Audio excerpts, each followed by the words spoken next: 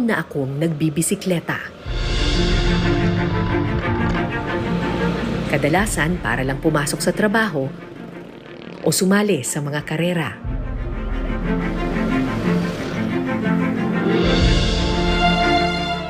Ang pinakamalayo kong napadyak, 100 kilometro.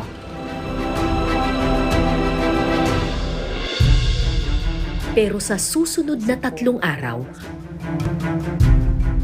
susubukan kong hamunin ang aking sarili.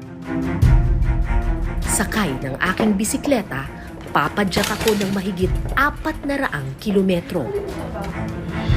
Sa isang paglalakbay para sa katatagan, para sa pamilya